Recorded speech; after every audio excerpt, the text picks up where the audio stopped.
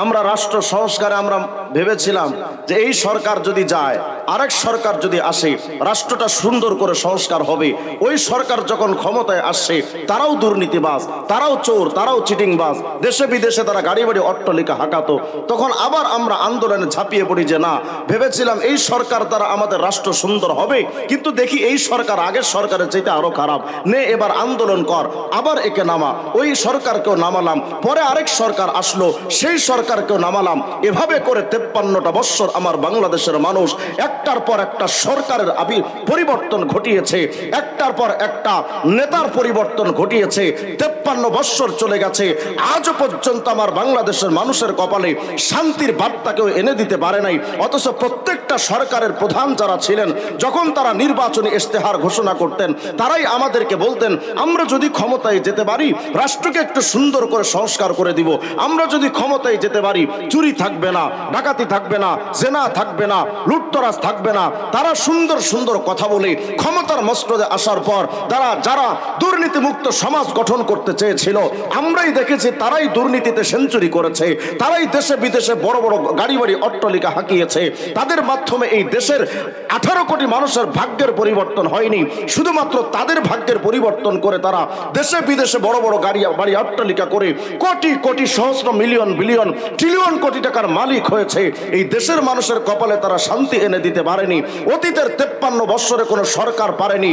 আজও পর্যন্ত, এখনো পর্যন্ত যেই সরকার আমার বাংলাদেশে আছে, ওরা একই ধোঁকাবাজির আশ্রয় নিচ্ছেন।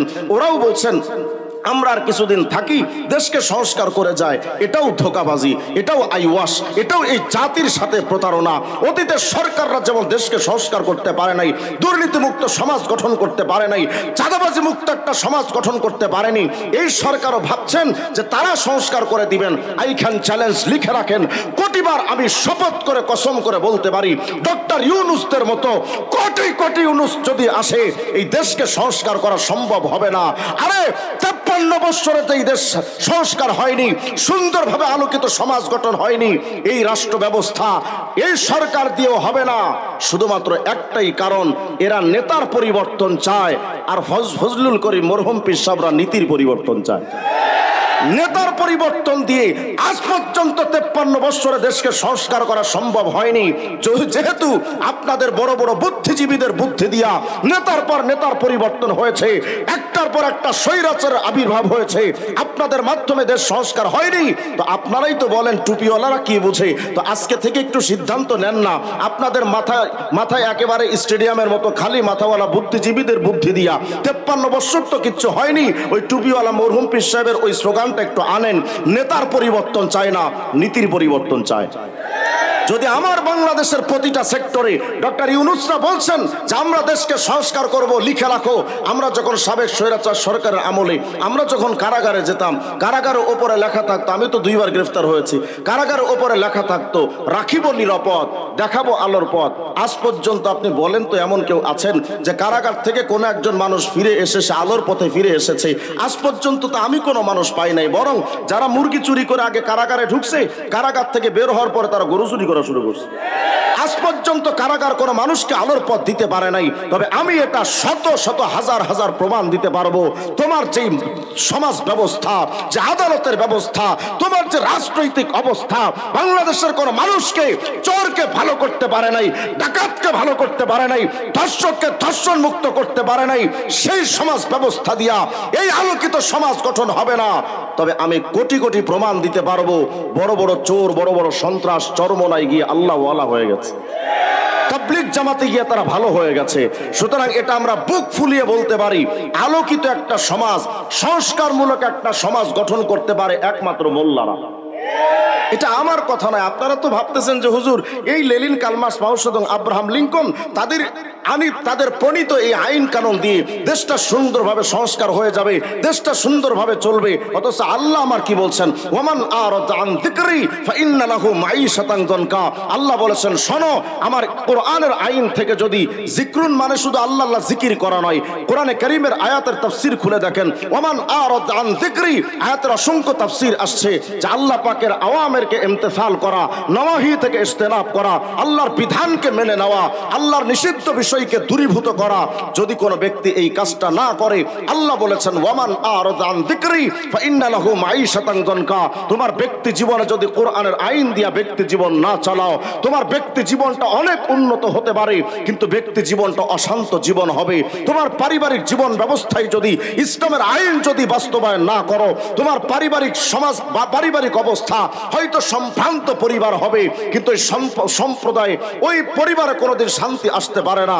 আল্লাহর ওয়াদা, তোমার যে সমাজ ব্যবস্থা, রাষ্ট্র ব্যবস্থায় ইসলামের আইন থাকবে না, কোরআনের আইন থাকবে না। হ্যাঁ, দেশের নাম দিতে পারবা ডিজিটাল, খুঁজে দেখবা সবকিছুতে শুধু ভেজাল আর ভেজাল। 53 বছরে আজ পর্যন্ত দেশের নাম পরিবর্তন হয়েছে ডিজিটাল, কিন্তু আজও পর্যন্ত ভেজাল মুক্ত রাষ্ট্র গঠন হয়নি। এর একমাত্র কারণ আল্লাহ বলেছেন ওয়ামান আরাদা আন যিকরি ফাইন্না লাহু মাঈশাতান যানকা। আমার ইসলামের কোরআনের আইন বাদ দিয়া ব্যক্তি জীবন, পারিবারিক জীবন, সামাজিক জীবন, রাষ্ট্রীয় জীবন, আন্তর্জাতিক অঙ্গন কোনোদিন সুখময় এবং আলোকিত সমাজ ব্যবস্থা হতে পারে না। আচ্ছা, আমরা যারা এখানে আসছি, আমি আপনাদের কাছে জানতে চাই, বলেন তো আমরা মুসলমান কে কে হাত তোলে? সবাই তো মুসলমান, হাত না বান। 100% মুসলমান কে কে হাত তোলে? 100%, 100% মুসলমান হাত তোলে। আচ্ছা, একটু থামেন। এখানে অনেকে হাত তুলেছেন যে আমি 100%, 100% মুসলমান, কিন্তু আমি কিন্তু হাত তুলি নাই, কারণ আমি জানি আমি 100% মুসলমান হতে পারিনি। মুসলমান মানে কি বুঝেন? যারা আপনারা ইসলামী আইন বাদ দিয়া, ইসলামী রাজনীতি বাদ দিয়া গণতন্ত্র, সমাজতন্ত্র, রাজতন্ত্র, জাতীয়তাবাদ, ধর্মনিরপেক্ষ মতবাদ, মানব প্রচিত তন্ত্র মন্ত্রের দিকে যারা দৌড়াচ্ছেন, আমি আপনার কাছে জানতে চাই, 53 বছর চলে গেছে বাংলার জমিন থেকে, একটার পর একটা আলেমদের দুনিয়া ত্যাগ হয়ে গেছে, বড় বড় পীর মাশায়েখ দুনিয়া থেকে চলে গেছেন, কিন্তু আমি বুকে হাত দিয়ে বলতে পারি 100% ইসলাম পালন করে আজ পর্যন্ত বাংলাদেশের কোন পীর বুজুর্গ আজ পর্যন্ত মৃত্যুবরণ করতে পারেননি। কারণ আমার বাংলাদেশ স্বাধীন হওয়ার পর থেকে এই বাংলাদেশের রাষ্ট্রীয় আইনে চাপিয়ে দেওয়া হয়েছে বেঈমানদের বানানো গণতন্ত্র, সমাজতন্ত্র, জাতীয়তাবাদ, ধর্মনিরপেক্ষ মতবাদ। এই 4টা তন্ত্রই কুফরি তন্ত্র। আমার বাংলাদেশে 90% মুসলমানের শরীর রক্ত ত্যাগ করে যেই বাংলাদেশটা স্বাধীন হলো, সেই রক্তের উপরে পাড়া দিয়ে যারা বাংলাদেশের সংবিধানে ইসলামতন্ত্র বাদ দিয়ে বেঈমানদের গণতন্ত্র, সমাজতন্ত্র, জাতীয়তাবাদ, ধর্মনিরপেক্ষ মতবাদ জায়গা দিয়ে ইসলামকে বাদ দিয়েছে, তারা বাংলাদেশের 90% মুক্তিযোদ্ধা মুসলমানদের রক্তের সাথে বেঈমানি করেছে। তারা আমাদের উপরে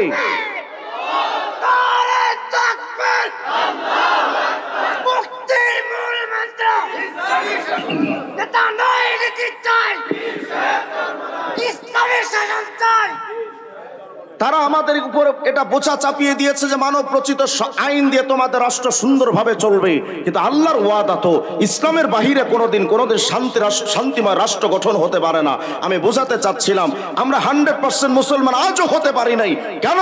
যদি আপনি আমাকে প্রশ্ন করেন যে হুজুর বড় বড় আলেম আছে বাংলাদেশে, বড় বড় পীর মাশায়েখ আছে বাংলাদেশে, তারাও কি 100% মুসলমান নয়? আমি এটা বলবো না যে 100% মুসলমান নন, কিন্তু আমি এটা বলতে পারি যে তারা 100% ইসলাম মানার সুযোগ পাচ্ছেন না।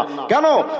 ইসলাম মানেই তো শুধু মাথায় টুপি দেওয়ার নাম নয়, ইসলাম মানেই তো শুধু দাড়ি রাখার নাম নয়, ইসলাম মানেই তো শুধু পাঞ্জাবি গায়ে দিয়া মসজিদের মাদ্রাসায় গিয়া নামাজ আর হজ যাকাতের মধ্যে সীমাবদ্ধ হওয়া, এটাই তো ইসলামের সীমাবদ্ধতা নয়। আরে চোর চুরি করলে রাষ্ট্রীয়ভাবে তার হাত কাটতে হবে, ওটাও যে একটা ইসলাম।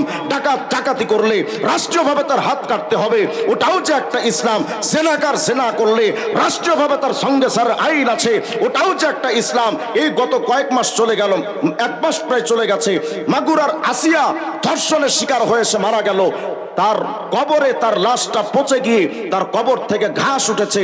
আজও পর্যন্ত তার ধর্ষকদের বিচার হয়নি, আজও পর্যন্ত তার ধর্ষকরা দুনিয়াতে বেঁচে আছে। ইসলামের আইন যদি থাকতো, আমরা যদি 100% ইসলাম মানতে পারতাম, আসিয়াকে কবরে দেওয়ার আগে তার ধর্ষককে পল্টনে সবার সামনে, জাতির সামনে রেখে মৃত্যুদণ্ড কার্যকর করো। কিন্তু সেই আইনটা আমাদেরকে আজও পর্যন্ত দেখানো হলো না। রাষ্ট্রীয় ইসলাম তো আজও পর্যন্ত আমরা মানতে পারলাম না। হ্যাঁ, মাথায় টুপির ইসলাম মেনেছি, পাঞ্জাবের ইসলাম মেনেছি, ব্যক্তি জীবনে ইসলাম মেনেছি, হয়তো পারিবারিক জীবনে কিছুটা ইসলাম মেনেছি, সামাজিক ইসলাম আজও পর্যন্ত আমরা মুসলমান মানতে পারি নাই, রাষ্ট্রীয় ইসলাম আজও পর্যন্ত মানতে পারি নাই। অনেক ইসলামিক দল রাষ্ট্র ক্ষমতায় গিয়েছেন আগে, অথচ তাদের আমলে আমরা দেখেছি মদের আইন বৈধ হয়েছে। কথা বলেন, তাদের আমলে আমরা দেখেছি অনেক ইসলাম বিরোধী আইন পাশ হয়েছে। আমরা সেই ইসলাম চাই না যেই ইসলাম ক্ষমতার মস্তদে যাওয়ার পরও মদের আইন বৈধ হয়, যেই ইসলাম ক্ষমতার মস্তদে যাওয়ার পরও পতিতালয়কে বৈধতা দেওয়া হয়। এমন ইসলাম চাই যে ইসলাম ক্ষমতার মস্তদে যাওয়ার পরে বিদেশিদের রক্তচক্ষু উপেক্ষা করবে না, আল্লাহর জমিনে আল্লাহর খেলাফত কায়েম করবে। আমরা ভাবতেছি যে হুজুর, এই হুজুরদের আর কি ক্ষমতা আছে, এই হুজুর আর কি করতে পারবে, মোল্লারা আর কি পারে। তো দেখ না তাকায়া, তোর বড় বড় রাষ্ট্র গরুর মুখ খাওয়া ইন্ডিয়ার মোদি দাদাও যে আমেরিকাকে ভয় পায়, আফগানিস্তানের তালেবানরা ওই আমেরিকাকে বিন্দু পরিমাণ পরোয়া করে না। এটা ইসলামী খেলাফতের সবচেয়ে বড় সফলতা, ইমারতে ইসলামের সবচেয়ে বড় সফলতা। আল্লাহ বলেছেন ওয়ামাই ইয়াতাওয়াক্কাল আলাল্লাহ ফাহুয়া হাসবু। আরে তোমার রাষ্ট্র ছোট্ট হতে পারে, তোমার অবস্থানটা ক্ষুদ্র হতে পারে, মালিকের উপরে ভয় করো। পৃথিবীর সবকিছু একদিকে থাকতে পারে, কিন্তু আমি আল্লাহর ওয়াদা তোমার জন্য, আমি আল্লাহ নিজেই যথেষ্ট। সুতরাং বাংলাদেশ ক্ষুদ্র রাষ্ট্র হিসেবে আমরা যদি ক্ষমতায় যাই, বিদেশি প্রভুরা যদি আমাদের দিকে নজর দেয়, কি জানি কি হয়ে যাবে, এই টেনশন করার সুযোগ নেই। কারণ সবকিছুর তার মালিক কে? আফগানিস্তানের তালেবানের মোল্লাদেরকে ডোনাল্ড ট্রাম্প ভয় পায়, কিন্তু রাশিয়াকে ডোনাল্ড ট্রাম্প ভয় পায় না। অন্যান্য রাষ্ট্রকে ডোনাল্ড ট্রাম্পরা ভয় পায় না, শুধু ভয় পায় পাগড়িওয়ালা, টুপিওয়ালা, আল্লাহ ভরসা করনেওয়ালা কিছু টুপিওয়ালাদেরকে। সুতরাং আজকে থেকে সিদ্ধান্ত নিতে হবে যে আল্লাহ আমাকে সৃষ্টি করেছেন। আল্লাহ বলেছেন ওয়ালা তামুতুন্না ইল্লা ওয়া আনতুম মুসলিমুন। এই ঈমানদারেরা খবরদার, পরিপূর্ণ মুসলিম না হয়ে কবরে যেও না। আমরা তো পরিপূর্ণ মুসলিম হয়ে কবরে যেতে পারছি না, কারণ রাষ্ট্রীয় ইসলাম তো আমার এখনো পর্যন্ত মানা বাকি আছে, সামাজিক ইসলাম মানা তো এখনো পর্যন্ত আমার মানা বাকি আছে। আমি আজও পর্যন্ত 100% মুসলমান হতে পারি নাই, অথচ আল্লাহ বলেছেন উদখুলু ফিস সিলমি কাফা, ইসলামের মধ্যে পরিপূর্ণভাবে প্রবেশ করো, ইসলামের মধ্যে পরিপূর্ণভাবে দীক্ষিত হও। কিন্তু আজও পর্যন্ত আমরা 100% ইসলাম মানতে পারলাম না। যদি বলেন হুজুর রাষ্ট্র ব্যবস্থায় যদি ইসলাম না থাকে আমরা মানবো কেমনে?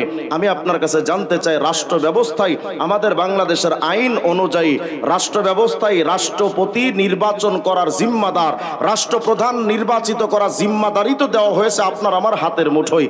আপনি আমি যখন যাচ্ছি ফজরের নামাজ পড়ে গিয়ে আমরা ভোট দিচ্ছি গণতন্ত্র পার্টিকে, আমার আশ্চর্য লাগে। আমরা ফজরের নামাজ পড়ে তসবি টিপতে টিপতে গিয়া ভোট দিচ্ছি কাকে? জাতীয়তাবাদী দলকে।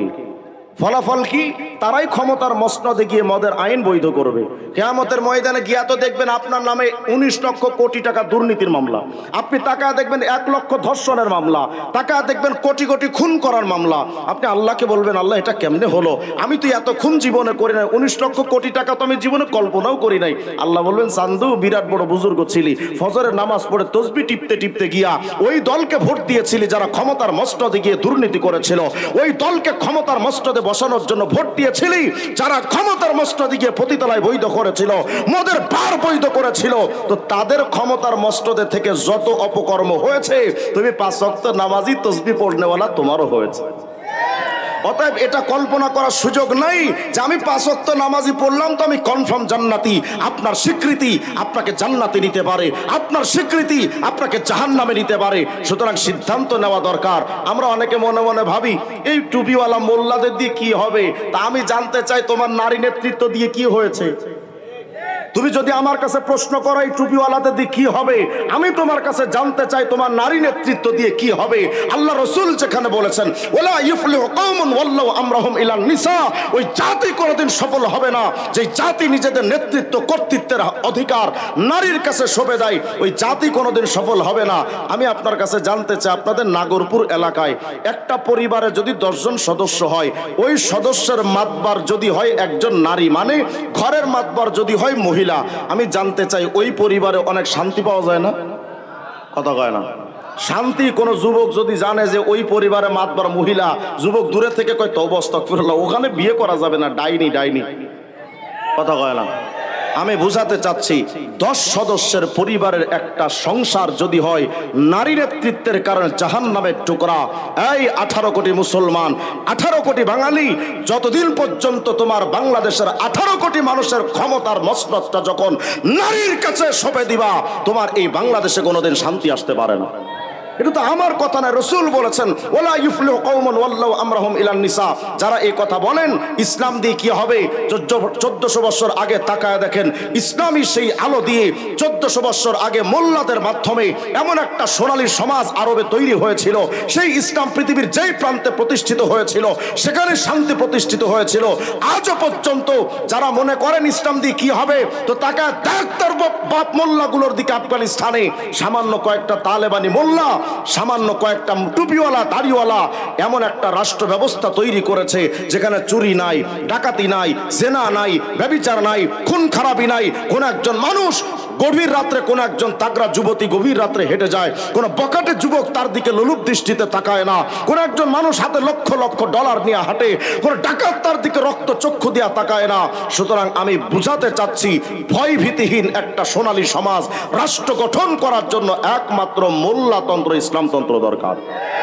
এরা মনে করে ইসলাম যদি প্রতিষ্ঠিত হয় তো দেশ তো পিছিয়ে যাবে। আরে আমার দেশ পিছিয়ে গেলে যদি ধর্ষণ বন্ধ হয়, আমার দেশকে আগানোর দরকার থাকে কত? আমার দেশ পিছিয়ে যাওয়ার পরে যদি দুর্নীতি বন্ধ হয়, আমি আমার দেশকে আগাতে চাই না। আজকে কিছু মানুষ আমার ইসলামের উপর প্রশ্ন তুলে, এই যে নারীবাদীরা দেখেন প্রশ্ন তুলছে যে ইসলাম তো নারীদের ঠকায়া দিছে। কেমনে ঠকাইলো, জাস্ট আমি এটা বলে শেষ করে দিচ্ছি, একটু মনোযোগ দেন। কয় নারীদেরকে ইসলাম ঠকায়া দিস কেমনে? কয় সূরা নিসার 11 নম্বর আয়াতে আল্লাহ বলেছেন লিযযাকারি মিসলু হাযযিল উনসায়াইন। এ আল্লাহ বলেছেন নারীরা যতটুকু পাবে পুরুষ তার ডাবল পাবে, মানে পুরুষ যতটুকু পাবে নারী তার অর্ধেক পাবে। তো নারী যদি অর্ধেক পায়, পুরুষ যদি তার ডাবল পায়, তো এখানে তো স্পষ্ট ইসলাম নারীদেরকে ঠকায়া দিল। এদিক মনোযোগ দেন। যেহেতু এই প্রশ্নটা, আয়াতটা এমন একটা আয়াত যে আয়াত দিয়ে আপনার ঘরের নারীদেরকে নাস্তিক বানাতে পারবে বেঈমানরা। কারণ আল্লাহ স্পষ্ট বলেছেন পুরুষ পাবে যদি 50 টাকা, তো মহিলা পাবে 25 টাকা। তো নারীদেরকে ইসলাম ঠকায় দিল। আচ্ছা, আমি এই জায়গাটা একটু আপনাদেরকে ক্লিয়ার করতে চাই। আমি একটা উদাহরণ দিই আপনাদের সামনে, বলেন তো আমার সাথে। মনে করেন আপনার বাবা মারা গেছেন 1 লক্ষ টাকা রেখে। মনোযোগ আছে তো সবার? একটু মনোযোগ দিতে হবে, নাহলে এটা বুঝবেন না। মনে করেন আপনার বাবা ইন্তেকাল করলেন কত টাকা রেখে? 1 লাখ টাকা। 1 লাখ টাকা রেখে তিনি মারা গেলেন। রেখে গেলেন একজন ছেলে আর 2 জন মেয়ে। শুনতেছি তো? এদিক মনোযোগ দেন। আপনার বাবা মারা গেছেন 1 লাখ টাকা রেখে, রেখে গেছেন 3 সন্তান, একটা ছেলে আর 2টো মেয়ে। এই 3 সন্তান রেখে গেলেন 1 লাখ টাকা। বন্টন হবে ইসলামের শরিয়া অনুযায়ী কিভাবে? 1 লক্ষ টাকার মধ্যে ছেলে পাবে 50,000 আর মেয়েরা পাবে 25, 25, 50। তাহলে 25, 25, 50 আর ছেলে 50, কত হলো? কত হয়? 1 লাখ। এদিক মনোযোগ দেন। এই যে 1 লক্ষ টাকা বন্টন হয়ে গেল, তাহলে ছেলে পেল কত? বলেন বলেন, ছেলে পাইলো কত? 50,000। আর মেয়েরা পাইলো কত? প্রত্যেকে 25,000। তাহলে এখানে ইসলাম তো ঠকায় দিল নিশ্চিত, স্পষ্ট তো দেখা যাচ্ছে ইসলাম ঠকিয়ে দিয়েছে। আচ্ছা দেখেন তো, আমি আপনাদেরকে আরেকটু হিসাব দেই। ইসলামী আইন অনুযায়ী একটা বাবা যখন মারা যায়, তার যদি কোনো অবিবাহিত মেয়ে থাকে, তাহলে এই মেয়ের টোটাল খরচ ভরণ পোষণে জিম্মাদারি পড়ে তার ভাইয়ের উপরে। কার উপরে? আচ্ছা, আমি একটা হিসাব দিই আপনাদের। মনে করেন ভাই পাইছিল কত? বলেন বলেন, কত? মেয়ের আছে কত? 25। আচ্ছা, এই ভাই তার 2 বোনকে তো এখন ভরণ পোষণে জিম্মাদার, যেহেতু বাপ মারা গেছে, আর নিজের খরচে জিম্মাদারও ভাই। তাহলে এই ভাইয়ের উপরে খরচে জিম্মাদারি আসলো মোট কয়টা মাথা? 3টা, নিজের মাথা আর 2টা বোন। আচ্ছা, 1 বছর যদি এই ছেলেটা তার 2 বোনকে টানে নিজের খরচ সহ, মনে করেন প্রত্যেকের পেছনে মাসে 1000 করে খরচ হইল, ধরেন পুরো বছরে 10,000 খরচ হয়েছে। তো 2 বোনের পেছনে যদি 10 খরচ হয়, কত হলো? 20,000। আর নিজের পেছনে আরো 10, কত গেল? 30। ভাই বাপের থেকে পাইছিল কত? 50। নিজের এবং 2 বোনের পেছনে 1 বছরে খরচ হলো কত? 30। ভাইয়ের থাকলো কত? কত হয় না? 20। বোনের আছে কত? কত হয় না? বলেন তো, ইসলাম নারীদেরকে ঠকালো না জিতালো? ভাইকে দিল আল্লাহর আইনে 50,000, কিন্তু তার উপরে আরো যে সমস্ত আনুষঙ্গিক খরচটা চাপায়া দিয়া মুহূর্তের মধ্যে তার 50 থেকে 30 নাই, থাকলো কত? 20। বোনের আছে কত? 25। আচ্ছা, এই ভাই এই বোনগুলো 1 বছর পর মনে করেন বিয়ে হয়ে গেল। বিয়ে হয়ে যাওয়ার পর যখন যেই ছেলেটা এই মেয়েদেরকে বিয়ে করে নিয়ে গেল, প্রত্যেকেই মনে করেন তাদেরকে মোহরানা দিয়েছে 50,000। বাপের থেকে এই মেয়েটা পাইছিল কত? 25। মোহরানা পাইল কত? 50।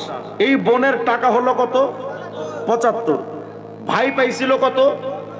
50। খরচ হয়েছিল কত? ভাইয়ের আছে কত? তাহলে এখন সমান সমান ভাইয়ের আছে 20, বোনের আছে 75। বলেন তো ইসলাম নারীদের ঠকালো না জিতালো? আরো বাকি আছে, এখনো শেষ না, আরো দেখেন। 1 বছর পরে তো ছেলের বিয়ে হয়ে গেল, মেয়ের বিয়ে হয়ে গেল, ভাই এখনো বিয়ে করে নাই। এবার ভাইয়ের বিয়ের পালা। ভাই বিয়ে করতে গেছে ঢ্যাং ঢ্যাং করতে করতে একটা মেয়ের কাছে। মেয়ে কাছে যাওয়ার পরে মেয়ে পরিবার কয়, বিয়ে করতে আইছো, মোহরানা কই? কত কয়?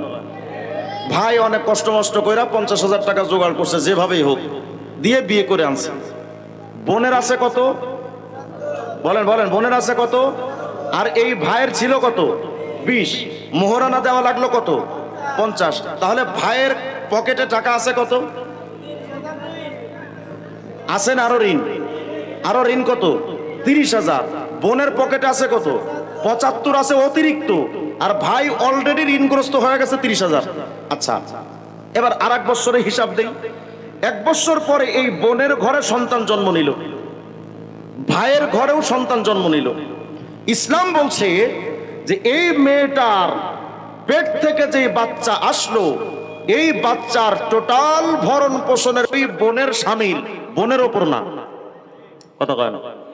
তাহলে বোনের কাছে আছে কত?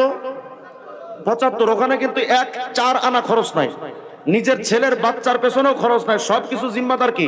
স্বামী। আচ্ছা, 1 বছরে মনে করেন এই ছেলেটার পেছনে যত খরচ হলো, বোনের টাকা থেকে 1-4 আনাও কম হলো না। কিন্তু এই বোনের যে ভাইও বিয়ে করে আনছিল, ওর ঘরেও 1 বছর পর একটা বাচ্চা হলো। এই বাচ্চার পেছনে খরচ, তার স্ত্রীর পেছনে খরচ, তার নিজের পেছনের খরচ, এবং তার আরেক বোন আছে যেটা এখনো বিয়ে হয় না, ওটার পেছনে খরচ, তার মা যদি থাকে মায়ের পেছনে খরচ, মোট 5 জনের পেছনে খরচ হইল আরো 50,000। আর 1 বছরে খরচ হইল কত? 50,000। ভাইয়ের আগে ঋণ ছিল কত? 30। এই 1 বছরে 5টা মানুষ চালাইতে তার আরো খরচ গেল কত? 50,000। ভাইয়ের ঋণ কত? কত? 80,000। বোনের ঋণ কত? ঋণ আছে না অতিরিক্ত? বলেন ইসলাম নারীদের ঠকালো না জিতালো? এখন যদি ইসলাম বলে যে সব জিম্মাদারি ছেলের উপরে আর মেয়েদেরকে সমান অধিকার দাও, তাহলে এই ছেলেটা যখন তার বোন, মা, মেয়ে, বাচ্চা ওদের পেছনে খরচ করবে, তখন এই ভাইয়ের কাছে যেই টাকা লাগবে, এই টাকাটা নাস্তিকদের বাপে দিবে নাকি? সুতরাং যদি নাস্তিকদের বাপে দেয় তাইলে তো সমান অধিকারের প্রশ্ন নিয়ে আমাদের সমস্যা নাই। কিন্তু যদি তারাও এই ক্ষেত্রে বলে যে না আমরা দিতে পারবো না, তাহলে আমরা বলবো তোরা যদি টাকা দিতে না পারোস, আমাদের পায়ে জুতা আছে, আমরা জুতা রেডি রাখলাম শুধু তোদের জন্য। এটা ইসলামের আইন, আল্লাহ প্রদত্ত আইন। আজ পর্যন্ত কোন কুলাঙ্গার এটাকে ভুল প্রমাণ করতে পারে নাই। টাকলা বুদ্ধিজীবীদের কুলাঙ্গার কিছু বউরা আশ্চর্য হয়ে যায়, নারীবাদী নারী কমিশন গঠন করছে, যে কয়টা বুড়িরে দিয়ে একটারও স্বামী নেই, সবগুলো বিধবা। এখন খায়া দেয়, তোর কাম কাজ নাই, এখন সারাদিন এগুলো খোঁচায় যে কিভাবে ইসলামের দূষণ করা যায়।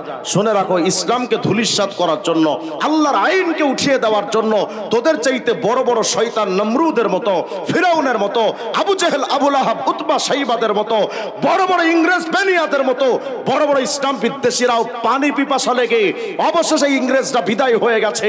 ইনশাআল্লাহ হেফাজতে ইসলাম, ইসলামী আন্দোলন, বাংলাদেশের সমস্ত ওলামায়ে কেরাম আবার একদিন গর্জে উঠবে। 2024-এ যেমন বিপ্লব হয়েছে স্বৈরাচারের বিরুদ্ধে, আরেকটা বিপ্লব হবে ইমারতে ইসলামী, খেলাফতে ইসলামী তৈরি করার জন্য।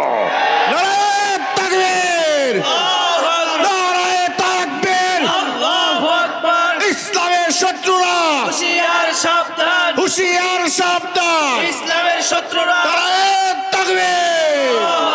যারা মনে করেন ইসলাম আসলে ফায়দা কি, আর একটা ফায়দা আপনাদেরকে বোঝাই।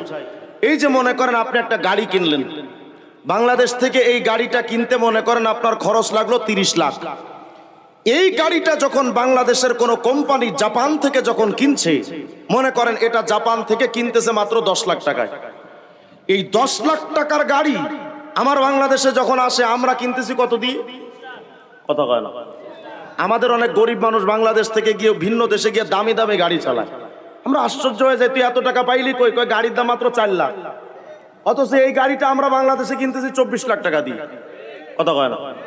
এই যে আমরা 10 লাখ টাকা দিয়ে জাপান থেকে গাড়ি কিনলাম, বাংলাদেশে ইম্পোর্ট হওয়ার পরে এই গাড়িটা বাংলাদেশে আমি যখন কিনতে যাচ্ছি আমাকে দেওয়া লাগলো 30 লাখ। কেন?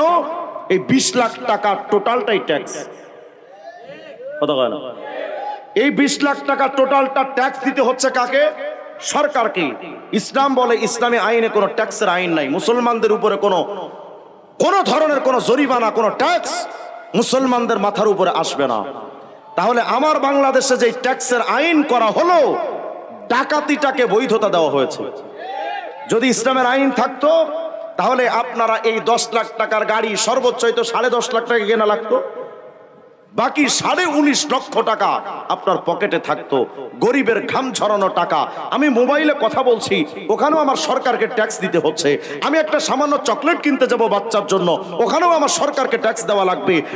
অথচ ট্যাক্সের আইনটাই হলো অপমানের জন্য, যে মুসলমানদের অধীনে যদি বেঈমানরা থাকে তাদেরকে জিজিয়া দিতে হয়। এটা একটা তাদের জন্য একটা অপমানের কারণ। তাদের একটা নির্ধারিত একটা অ্যামাউন্ট দিয়ে তাদেরকে থাকতে হবে, এটা তাদের জন্য একটা অপমান।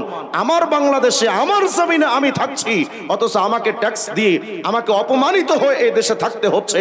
তাহলে এখানেই সরকার সর্বপ্রথম প্রজাদের সাথে, জাতির সাথে সর্বপ্রথম বৈষম্য তৈরি করেছে। ইসলামের আইনে এই বৈষম্য নাই। আপনারা তো মনে করেন যে ইসলামের আইন তৈরি হলে না জানি কি হয়ে যায়, মহিলারা ঘর থেকে বের হতে পারবে না।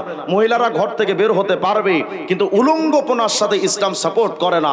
ধর্ষণকে বন্ধ করতে চান, মেয়েদেরকে আবার খোলামেলা উলঙ্গপনা চলতে শিক্ষা দেন, আবার বলেন ধর্ষণ বন্ধ করতে হবে। মানে সামনে বিড়ালের সামনে দুধ কলা দিয়া বিড়ালকে বলবেন যে বিড়াল বাবাজি তুমি দুধ কলাটা খায়ো না, এটা যেমন ছাগলামি। মানুষের বেলাল্লাপনা, নগ্নতাকে বন্ধ না করে ধর্ষণকে বন্ধ করা এমন তেমন ছাগলামি আর বোকামি ছাড়া কিছু। আমরা ইসলামের, আমার আশ্চর্য লাগে কি জানেন, হিন্দুরা কোনোদিন হিন্দুত্ববাদ প্রতিষ্ঠা ছাড়া ইসলাম প্রতিষ্ঠার রাজনীতি করে না। ইহুদিরা কোনোদিন ইহুদিয়াত প্রতিষ্ঠা ছাড়া ইসলামিয়াত প্রতিষ্ঠার রাজনীতি করে না। খ্রিস্টানরা খ্রিস্টবাদ প্রতিষ্ঠা ছাড়া ইসলামিয়াত প্রতিষ্ঠার রাজনীতি করে না। কিন্তু শুধুমাত্র একটা হতভাগা জাতি, মুসলিম জাতিকে দেখলাম যারা তাদের ইসলামিয়াতকে প্রতিষ্ঠা বাদ দিয়ে তারা গণতন্ত্র প্রতিষ্ঠার রাজনীতি করে, সমাজতন্ত্র প্রতিষ্ঠার রাজনীতি করে, জাতীয়তাবাদ প্রতিষ্ঠার রাজনীতি করে, একনায়কতন্ত্র, সাম্যবাদ, পুঁজিবাদ ইত্যাদি মানব রচিত তন্ত্রমন্ত্র প্রতিষ্ঠার রাজনীতি করে। শুনে রাখেন, আল্লাহ রসুল আপনার আমার জন্য আসছেন, এমন কোন অঙ্গন নাই যেই অঙ্গনে ইসলামের আইন আমার রসুল হাতে কলমে শিক্ষা দিয়া যান নাই। যখন আপনি ইসলামের আইনটা বাদ দিয়া জাতীয়তাবাদ প্রতিষ্ঠার কল্পনা যখন করেন, কেমন জানি আপনি রসুলুল্লাহকে বোঝাতে চান, নবী গো আপনি যে ইসলাম এনেছিলেন ব্যক্তি জীবন থেকে রাষ্ট্রীয় জীবন পর্যন্ত প্রতিষ্ঠার জন্য, আপনার ওই ইসলাম আমাদের জন্য এনাফ না। আমাদের জন্য ওই ইসলাম দিয়ে আমার সমাজ ব্যবস্থা সুন্দর করে চলবে না। এজন্য নবী আপনার ইসলাম বাদ দিয়ে আমি লেনিনের, কালমার্ক্স, মাও সেতুং, আব্রাহাম লিঙ্কনদের গণতন্ত্র ইত্যাদি আমরা প্রতিষ্ঠার জন্য ফিকির করছি। আমার বাংলাদেশে আশ্চর্য লাগে, আমরা এখন আদর্শের সৈনিক হয়ে যায়। কেউ পরিচয় দেয় আমি জিয়ার সেনা, কেউ পরিচয় দেয় আমি মুজিব সেনা, কেউ পরিচয় দেয় আমি চাচা এরশাদের সেনা। অথচ মুসলমানদের উচিত ছিল সর্বপ্রথম এই পরিচয় দেওয়া যে আমার আদর্শের নাম মুহাম্মদুর রাসূলুল্লাহ। হয়তো অনেকে বলতে পারেন যে হুজুর মুজিব এই দেশের জন্য কত কিছু করলো, জিয়া এই দেশের জন্য কত কিছু করলো। আরে তোমার জিয়া, তোমার এরশাদ, তোমার মুজিব হয়তো 56,000 বর্গ মাইলকে স্বাধীন করার জন্য চেষ্টা করে গেছে, কিন্তু আমার রাসূল পুরা বিশ্বকে স্বাধীন করার জন্য চেষ্টা করে গেছে। সুতরাং যদি আদর্শের সৈনিক হতে হয় একমাত্র মুহাম্মদুর রাসূলুল্লাহর আদর্শের সৈনিক হতে হবে। কিন্তু আশ্চর্য লাগে, মাথা থেকে নিয়ে পা পর্যন্ত নবীর ইসলাম নাই, ব্যক্তি জীবনে নবীর ইসলাম নাই, পারিবারিক জীবনে নবীর ইসলাম নাই, সামাজিক সামাজিক জীবনে নবীর ইসলাম নাই, রাষ্ট্রীয় জীবনে নবীর ইসলাম মানলাম না, অথচ আমাদের মতো কপাল পোড়ারা যখন মরছে, আমাদেরকে মরার পর কবরে রাখার সময় গিয়া বলে আসে বিসমিল্লাহি ওয়া আলা মিল্লাতির রাসূলিল্লাহ, এর রসুলের ধর্মের অনুসারী হিসেবে কবরে রেখে যাচ্ছি। অথচ জালেমের মুখে দাড়ি নাই, জীবনে মাথায় টুপি দেয় নাই, গায়ে পাঞ্জাবি লাগায় নাই। ইসলাম তো ব্যক্তি জীবনও মানে নাই, পারিবারিক জীবনও মানে নাই, সামাজিক জীবনও মানে নাই, রাষ্ট্রীয় জীবনে ইসলাম কোনোদিন কল্পনাও করে নাই। অথচ তাকে কবরে রেখে আসতেছে কি বলে, যে আল্লাহ রসুলের ধর্মের অনুসারী হিসেবে এর কবরে রেখে যাচ্ছি। আল্লাহর সাথে এর চাইতে বড় চিটিংবাজি আর ধোকাবাজি বাটপারি আর কিচ্ছু হতে পারে। আল্লাহর সাথে ধোকাবাজি করছি আমরা। মুসলমান তো সেই, আমরা মনে করি মুসলিম মানে কি, ইসলাম ধর্মের অনুসারী, কিন্তু মুসলিম শব্দের অর্থ হলো ইসলামের টোটাল আইন কানুন যেই লোকটা জীবনে মেনে নিবে, টোটাল আইন, তাকে বলা হয় মুসলিম।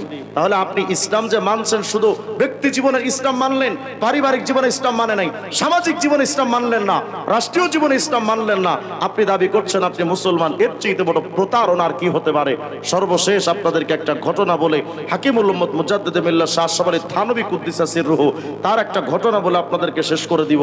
আমরা যারা জাতীয়তাবাদ প্রতিষ্ঠার ফিকির করে আছি এখনো, যে আগামী নির্বাচন আসবে, জাতীয়তাবাদকে মসনদে পাঠাবো, আগামী নির্বাচন আসবে, সমাজতান্ত্রিক দলকে আমরা ক্ষমতার মসনদে পাঠাবো, আগামী নির্বাচন আসবে, আমরা অমুক তমুক দলকে ক্ষমতার মসনদে পাঠাবো। হে মুসলিম জনতা, তোমাকে সাবধান করে বলি, আল্লাহ রাসূল বলেছেন আল মারউ মা মান আহাব্বা মান তাশাব্বাহা বিকওমিন ফাহুয়া মিনহুম লা তাত্তাখিদুল ইয়াহুদা ওয়ান নাসারা আউলিয়া। আল্লাহ এবং তার রাসূল এত এত আয়াত দিলেন যে খবরদার, বেঈমানদের কোনো নিদর্শন তোমাদের মধ্যে এনো না, তাদের সাদৃশ্যতা তোমার মধ্যে এনো না। বেঈমানরা তৈরি করে গেল জাতীয়তাবাদ, মুসলিম হিসেবে তুমি সেই জাতীয়তাবাদ কেমনে করো? আল বেঈমানরা তৈরি করে গেছে গণতন্ত্র। আমাদের বাংলাদেশের একটা স্লোগান দেখবেন উপরে লেখা থাকে, গণপ্রজাতন্ত্রী বাংলাদেশ সরকার, লেখা থাকে না? কথা কয় না? আজ পর্যন্ত কোনোদিন কল্পনা করেছেন যে স্লোগানটা কি? গণতন্ত্র, গণপ্রজাতন্ত্রী বাংলাদেশ সরকার মানে, গণ মানে জনগণ, প্রজা মানে এই আমরা যারা বাংলাদেশের নাগরিক, একজন রাজা সবাই প্রজা, আর তন্ত্র মানে আইন। তাহলে গণপ্রজাতন্ত্র মানে এই বাংলাদেশের আম জনতার আইন দ্বারা যেই সরকার পরিচালিত হয়, সেই সরকারের নাম গণপ্রজাতন্ত্রী বাংলাদেশ সরকার। আমি আপনার কাছে জানতে চাই, রাষ্ট্র কি জনগণের আইনে চলবে না আল্লাহর আইনে? ইনিল হুকমু ইল্লা লিল্লাহ। আল্লাহ বলেন, আরে হুকুম চলবে শুধুমাত্র আমি আল্লাহর। আল্লাহর আইনকে বৃদ্ধাঙ্গুলি দেখিয়ে গণতন্ত্র তৈরি হয়েছে, সমাজতন্ত্র তৈরি হয়েছে, রাজতন্ত্র তৈরি হয়েছে, জাতীয়তাবাদ তৈরি হয়েছে। এই প্রত্যেকটার মূল কথাই হলো জনগণ এবং জাতির মাধ্যমে যেই আইন তৈরি হবে, সেই আইন দিয়ে রাষ্ট্র চলবে। অথচ আমার আল্লাহ বলছেন তোমার রাষ্ট্র চলবে আমার আইন দিয়ে। আল্লাহ বলছেন তোমার ব্যক্তি জীবন থেকে রাষ্ট্রীয় জীবন চলবে আমি আল্লাহর আইন দিয়ে। কিন্তু সেই আল্লাহর আইনের প্রতি বৃদ্ধাঙ্গুলি দেখিয়ে মানবরচিত তন্ত্রমন্ত্রের আইন মেনে আমরা চলছি। শুনে রাখেন, ছোট্টই ঘটনা, আমাদের বাংলাদেশের শ্রেষ্ঠ মুফতি ছিলেন মুফতি ফয়জুল্লাহ রাহিমাহুল্লাহ। ওনার একটা চটি কিতাব আছে, আমি কিতাবের মধ্যে ছোট্ট ঘটনাটা পড়েছিলাম, উর্দু একটা কিতাব, হাকিমুল উম্মত মুজাদ্দিদ মিল্লাত শাহ আশরাফ আলী থানভী কুদ্দিসা সিররুহু, তিনি এই ঘটনাটা তার কিতাবের মধ্যে লিখেছেন। খুব মনোযোগ দেন। হজের মৌসুম চলছে, তো মক্কার যে কবরস্থান জান্নাতুল মুআল্লা, সাধারণত ঢাকা শহরের যে কবরস্থান আজিমপুর কবরস্থান, এখানে প্রতিদিন 30টা মতো করে লাশ ঢুকে। কিন্তু কবরস্থানের এরিয়া তো ছোট, কিন্তু প্রতিদিন যদি এত লাশ ঢুকে, বলেন তো এখানে দাফন করবে কোন জায়গায়? এক সময় দেখা যায় যে একই কবরে দুদিন পর পর আর একটা লাশ রাখতে হয়। তো জান্নাতুল মুআল্লা তো একটা সীমিত একটা কবরস্থান, পুরা মক্কা এরিয়ার যত মানুষ মারা যায় সব ওখানে দাফন হয়। তো জান্নাতুল মুআল্লার একটা নিয়ম হলো যে প্রতি 6 মাস পর পর একই কবরে আরেকটা দাফন করো, তা না হলে তো জায়গা সংকুলন হয় না। তো এই নিয়ম অনুসারে জান্নাতুল মুআল্লার একটা কবর খনন করে ওখানে আরেকটা লাশ দাফন করতে গেছে। কিন্তু সবার এটা মোটামুটি জানা ছিল যে এই কবরে যেই লোকটাকে দাফন করা হয়েছে তিনি আরবের একজন বিরাট বড় শেখ, তাকে দাফন করা হয়েছিল। তার কবরটা খনন করে ওখানে আরেকটা দাফন করতে গেছে। কিন্তু গিয়া দেখে আশ্চর্য ব্যাপার, মক্কার শায়েকের লাশ কবরে নাই। খুব মনোযোগ দেন, আমি ঘটনা বলা আমার উদ্দেশ্য না, আমি আপনাদেরকে শুধু বিবেকের জায়গায় একটা জিনিস আমি ঢুকাতে চাচ্ছি, একটু মনোযোগ দেন। দিয়া দেখে যে মক্কার শায়েকের সে লাশ নাই। এই কবরে বিদেশি একটা মেয়ের লাশ, একটা যুবতী মেয়ের লাশ। সবাই তো আশ্চর্য, কিংকর্তব্য বিমূঢ়। যে এখানে তো থাকার দরকার মক্কা শায়েকের কবর লাশ, কিন্তু এখানে সেই শায়েকের লাশ নাই, বিদেশি এক যুবতী নারী লাশ কিভাবে আসলো? জান্নাতুল মুআল্লার দারোয়ান, ও তো আমাদের বাংলাদেশি দারোয়ান না, বাংলাদেশি সরকারি কর্মকর্তা না। আমাদের দেশের অবস্থা হলো সরকারি কাজ যদি নিতে যান মাগনা কাম তো হইব না।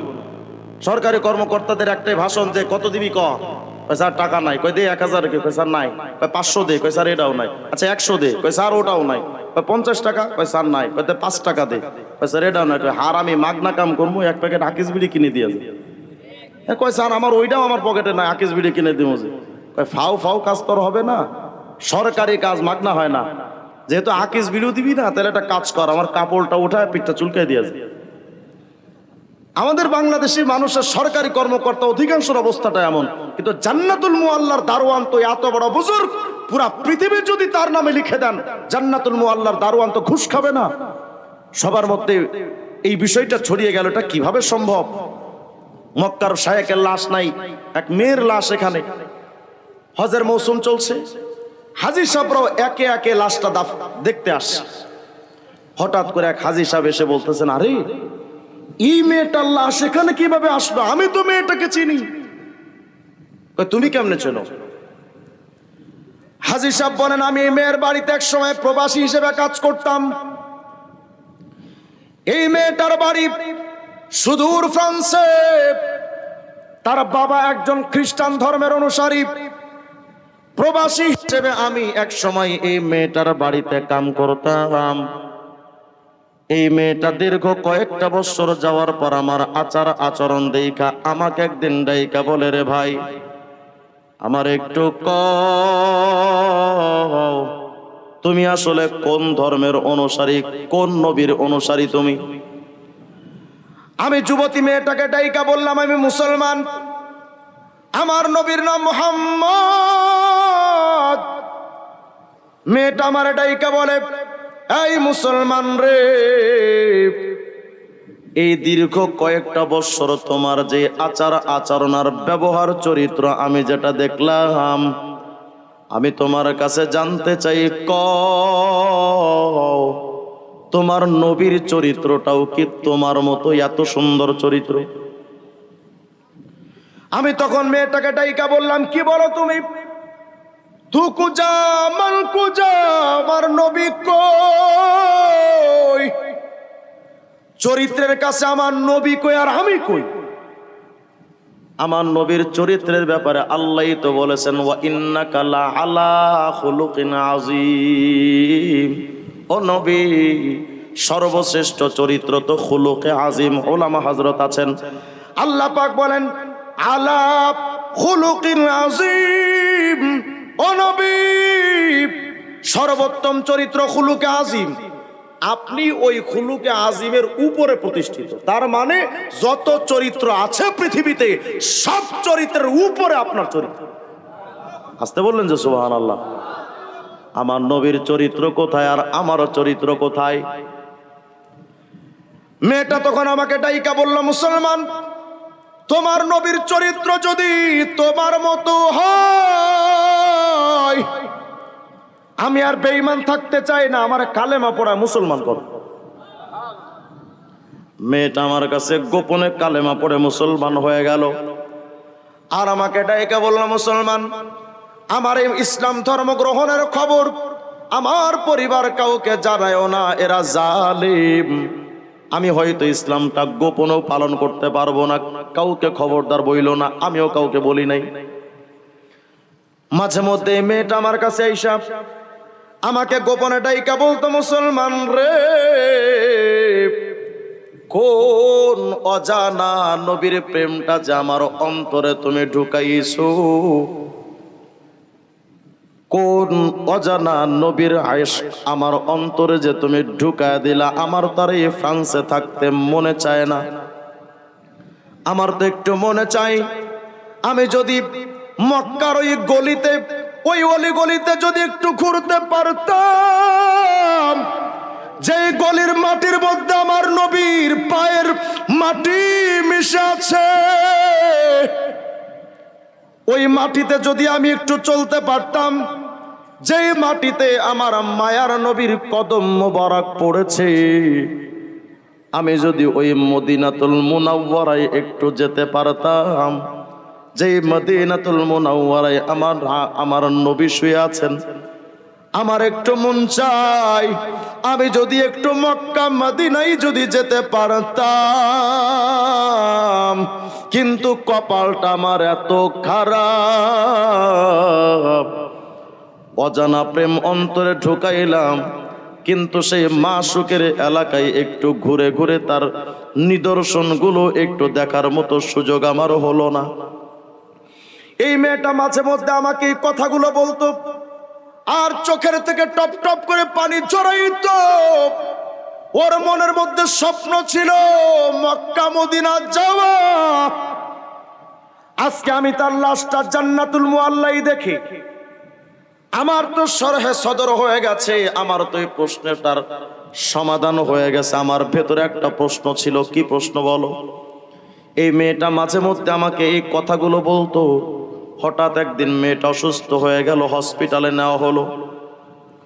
হসপিটালে নেওয়ার সাথে ডাক্তাররা তাকে ঘোষণা দিল মৃত লাশ, মারা গেছে। অল্প বয়সী আশিকে রাসূল মারা যাওয়ার পর হসপিটাল থেকে এনে এত বড় একজন সচ্চা মুসলমান আসে, তার দাফনটা তার বাবা মা খ্রিস্টানদের নিয়মে তাদের কবরস্থানে করলো। এটা আমার কাছে ভাল লাগে নাই। আমি যখন দেখতেছিলাম এত বড় একজন নবীজির আশিক, তার লাশটা দাফন হলো খ্রিস্টানদের তরিকায়, অথচ ওর অন্তরে নবীর ইশক ভরা। আমি তার এই দাফনের কাইফিয়তটা সহ্য করতে পারি নাই।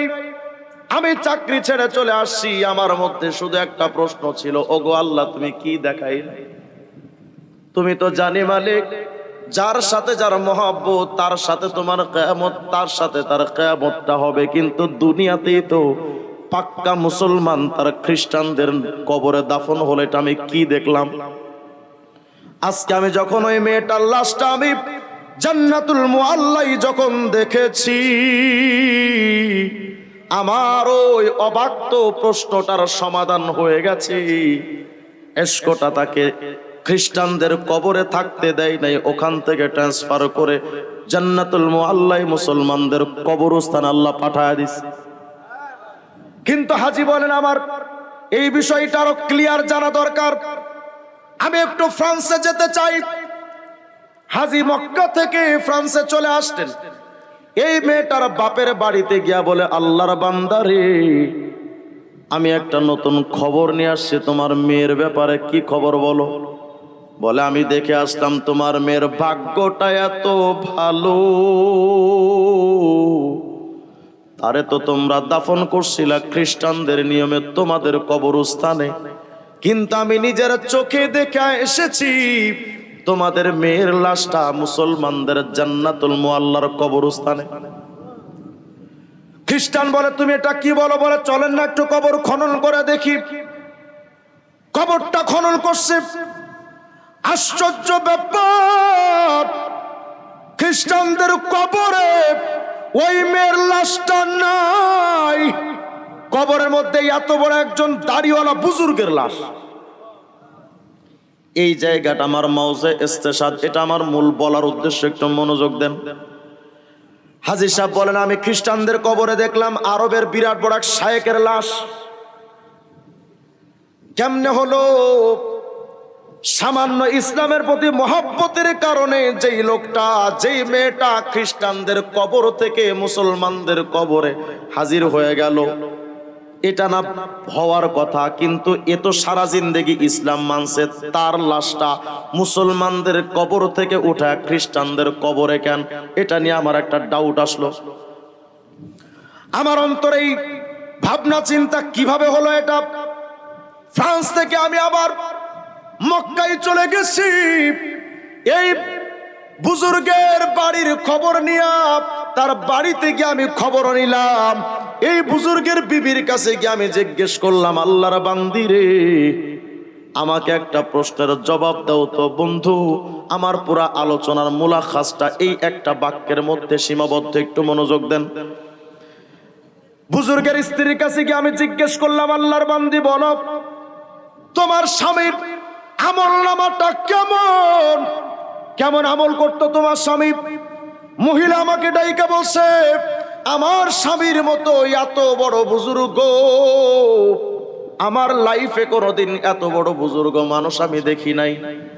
5 ওয়াক্ত নামাজ বা জামাত হেরেম শরীফের মধ্যে কাবা শরীফকে সামনে রেখে 5 ওয়াক্ত নামাজ কন্টিনিউ করত। এতিম মিসকিন অসহায় দেখলে তাদেরকে সাহায্য করত, অসুস্থ মানুষের সেবা শুশ্রূষা করতে যেত। এমন কোন ভালো কাজ নাই যেই ভালো কাজটা আমার স্বামী করে নাই। আজ পর্যন্ত আমার সাথে কোনোদিন খারাপ আচরণ করে নাই। জিজ্ঞাসা করো আশপাশের মানুষকে, আমার স্বামীর মতো এত বড় বুজুর্গ আমার এই 2 নয়নটা কোনোদিন দেখে নাই। হাজী সাহেব বললেন, আল্লাহর বান্দি, সবকিছু তো বুঝেছি, কিন্তু আমার একটা জানার প্রশ্ন, তোমার স্বামীর মধ্যে এমন কোন আমল কি পাওয়া যাবে যে আমলটার কথা বললে খ্রিস্টানদের প্রতি মহব্বতের কোন নমুনা পাওয়া যায়?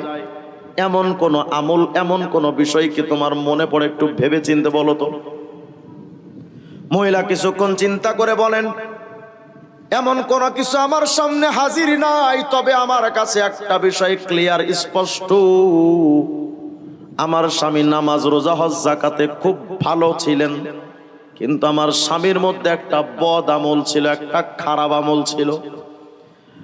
আমাদের স্বামী স্ত্রীর মধ্যে যখন মিল মহব্বত তৈরি হতো, বিশেষ কাজটা যখন হতো, আমাদের উপরে যখন গোসলটা ফরজ হতো, আমার স্বামী আমাকে নিয়ে ওয়াশরুম বাথরুমে যখন যাইতেন গোসল করার জন্য, আমার স্বামী আমাকে প্রায় প্রতি সময় এই একটা কথা ডাইকা বলতো, প্রাণের বিবি রে,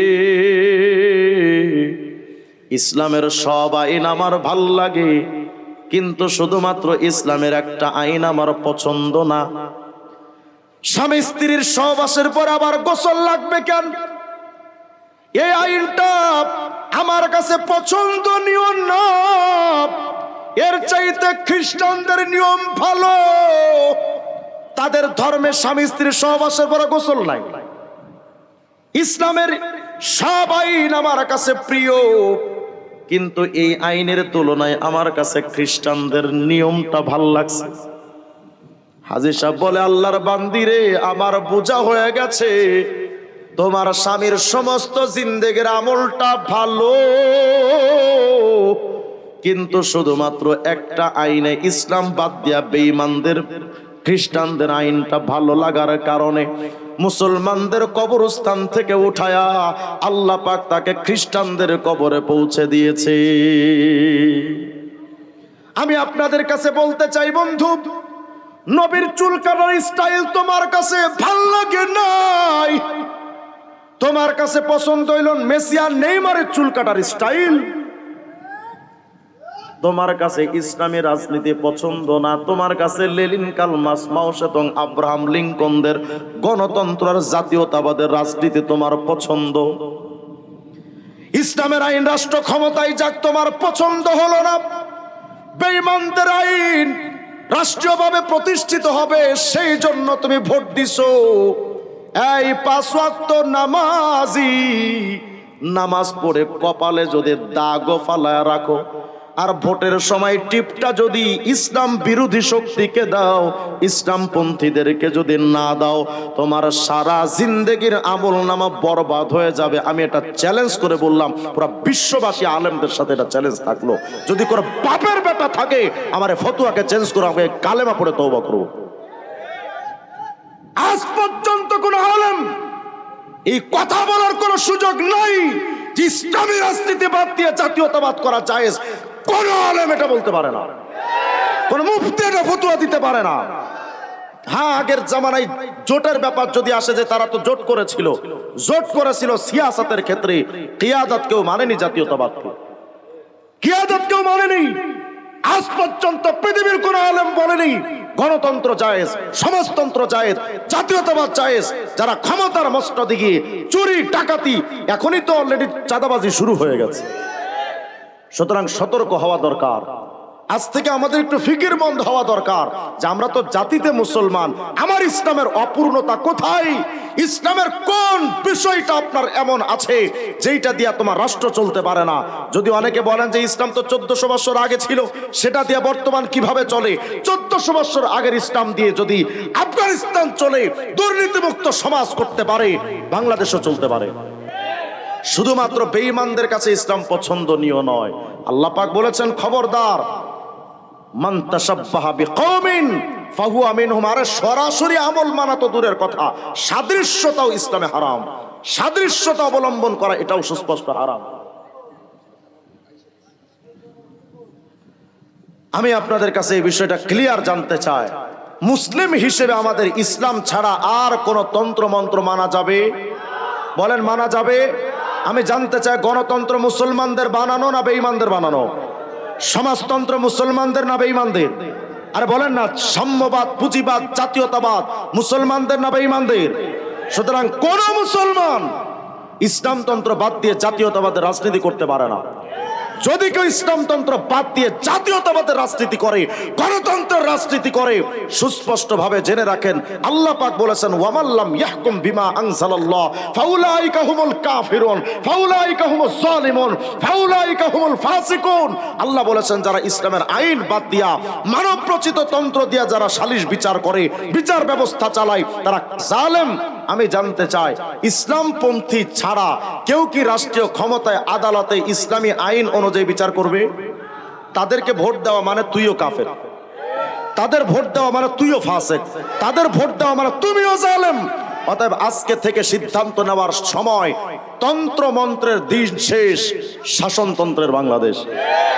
ইসলামী শাসনতন্ত্র ছাড়া শান্তি আসবে না।